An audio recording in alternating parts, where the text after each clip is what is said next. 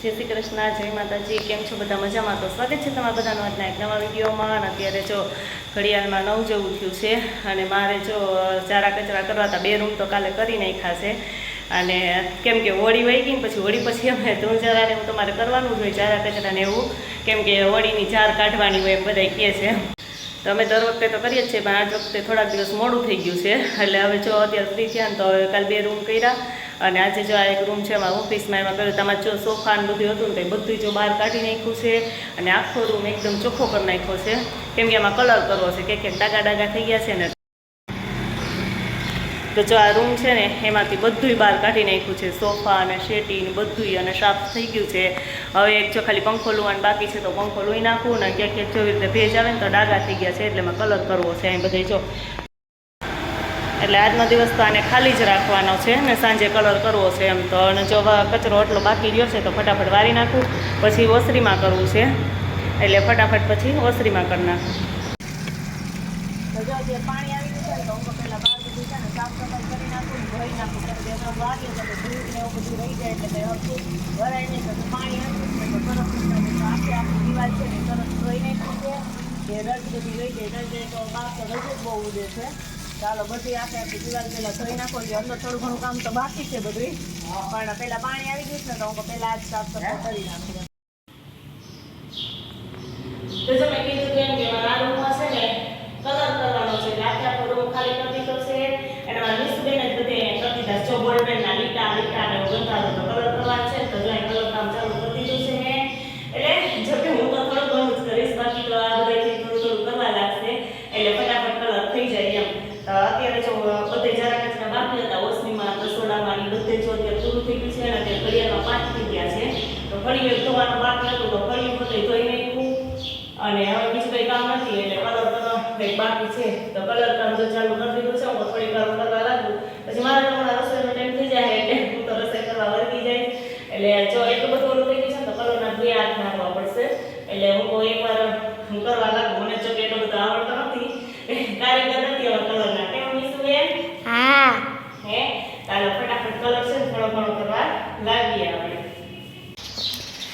જય શ્રી કૃષ્ણ, જય માતાજી. કેમ છો બધા? મજામાં? જો આજે થઈ ગયો છે બીજો દિવસ. કાલનો તો જો ચારા કચરાને એવું કરતા હતા, કલર કામને એવું ચાલુ હતું. કલર તો જો કે એક જ રૂમમાં કર્યો હતો, અને બીજે બધે તો કરેલું જ હતું, પણ એ રૂમમાં વધારે ઓલું લાગતું હતું ને, એટલે એક રૂમમાં જ કલર કર્યો.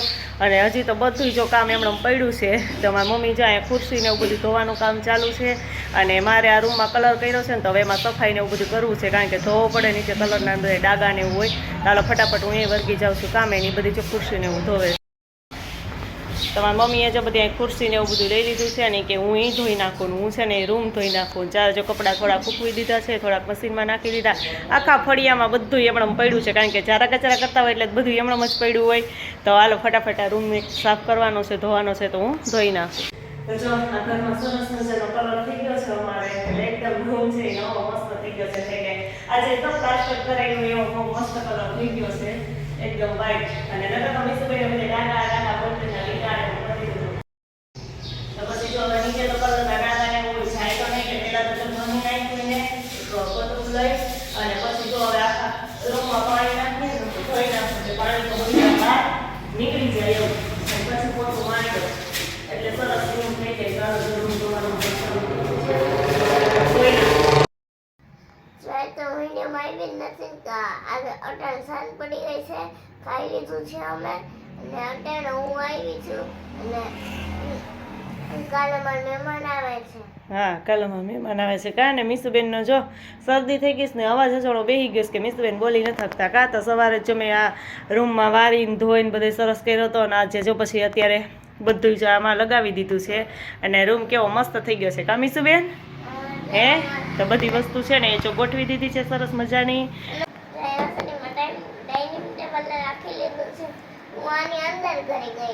હા, એની નીચે વહી ગઈ હતી. કાં અમારે મહેમાન આવે છે ને, એટલે અમારે ડાઇનિંગ ટેબલ કાઢ્યું અને જો ઓસરીમાં ડાઇનિંગ ટેબલ રાખી દીધું છે. અને પછી બીજી હું આપણે તૈયારી કરી. હાલ તો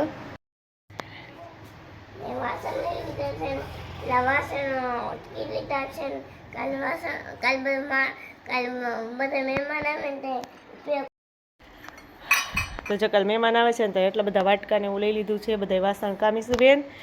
હે અને જો અહીંયા એટલી બધી થાળી ને એવું બધું લઈ લીધું છે કે આ બધી થાળી ને એવું છે અમે સાફ કરીને અત્યારે સૂકવી દીધું. સવારે વાસણ છે ભેગા કરી લેશું. તો આ બધી જો મહેમાન કાલે એટલા બધા આવવાના છે ને તો બધી તૈયારી કરી લીધી છે. મહેમાન તો જ્યારે આવશે ત્યારે તમને બતાવશું કેમ મીસુબેન કે કોણ મહેમાન આવવાનું છે એમ.